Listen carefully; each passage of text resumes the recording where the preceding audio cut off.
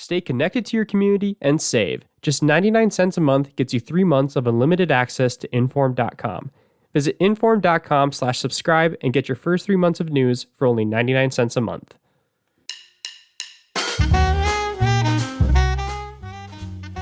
Hi, this is Tracy Briggs, and welcome to Back Then. Well, in my last couple of years of doing Back Then stories, perhaps no story has garnered more attention than this one from December of 2020, when we looked into Fargo's most famous UFO sighting high above the skies of NDSU's football stadium on a chilly October night in 1948. It was shared and reshared many times. I even had the chance to talk about it on a UFO podcast out of Spain. Fortunately, they spoke English, so that helped, but that was an interesting experience.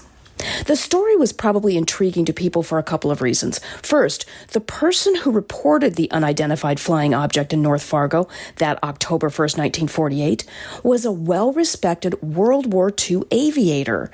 His account was deemed so credible that government officials came out to talk to him about it in person.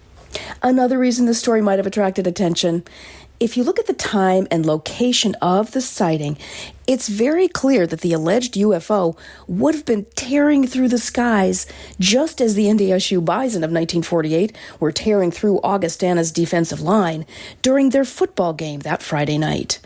I tried my hardest to find anyone who might have played in or attended that game that night, but I wasn't successful. Of course, if you happen to know of anybody who was probably a child and went to that game on, again, October 1st, 1948, and think they saw anything at all, shoot me an email. But again, I think it's probably a pretty big long shot.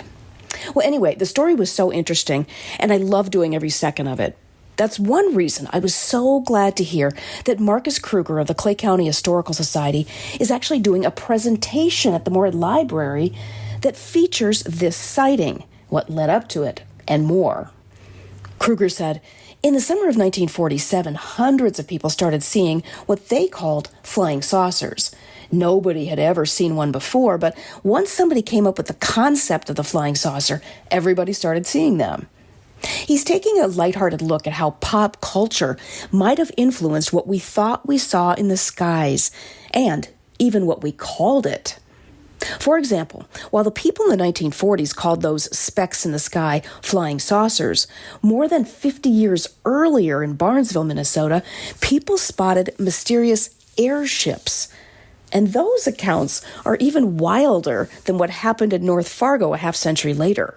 It was the late summer of 1896, and North America was captivated by the last great gold rush, when prospectors discovered gold in the Klondike region of Canada's Yukon Territory.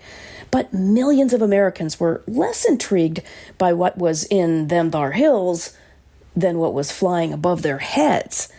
You see, from late 1896 to early 1897, from the western United States to the east, America was enthralled by mystery airships, a precursor to what became known as unidentified flying objects, or UFOs, or today's preferred term of unidentified aerial phenomenon, or UAP. Mystery ships were described in many different ways. Some people say they looked like strange lights in the sky, while others said they looked like huge cigar-like dirigibles, birds, or strange machines. The first reports of mystery airships came out of California in November of 1896. In addition to seeing the ship itself, some people on the ground said they spotted occupants riding in those ships. Others said they actually interacted with the occupants, and while they appeared human, there was something a little off about them. By the spring of 1897, the wave of sightings had spread to the central and eastern United States. Kruger says the airships were spotted in Nebraska by February of 1897, Kansas in March, and Minnesota by April. According to Robert Bartholomew in his 1990 book, The Airship Hysteria of 1896-97, the number of total sightings was in the thousands, and the total number of witnesses might have exceeded 100,000. Kruger said, the more people who said they saw an airship, the more people across the country could swear that they saw airships too. An airship was spotted in Barnesville, Minnesota on April 14, 1897. Kruger shared 2 clips from the Barnesville Record Review from April 15th and 16th.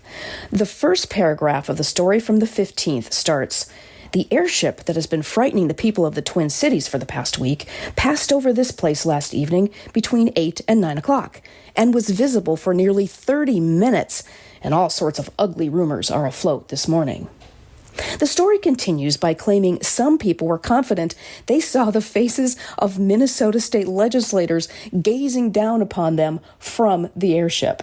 The story gets even more outrageous the next day, claiming that the cigar-shaped object carried Martians who came to Barnesville to get a good deal on ladies' skirts at a local store. This is what the paper wrote.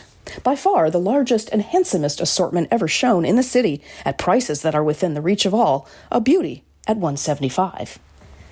It's pretty clear by this point the journalists and the people supposedly spotting the airships were having a little fun with all of the hysteria.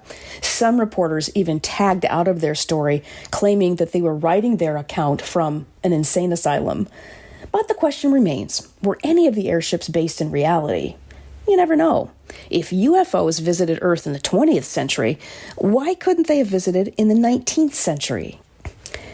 In his book Borderlands, The Ultimate Exploration of the Unknown, historian Mike Dash described and summarized the 1896-97 series of airship sightings, writing, "The general conclusion of investigators was that a considerable number of the simpler sightings were a misidentification of planets and stars, and a large number of the more complex the result of hoaxes and practical jokes. A small amount remains perplexing." If you're perplexed and want to know more, check out Margus Kruger's presentation Thursday, October 26th at the Moorhead Library. Let me know if you discover the truth about the ships and why they might have come to Barnesville. My money's on that ladies' dress sale. Thanks for joining me on Back Then. I hope you catch me next time. Get reliable and accurate local news with Inform.com. Inform.com is your trusted local news source with journalists dedicated to keeping you informed about what's happening in your community. Visit Inform.com now.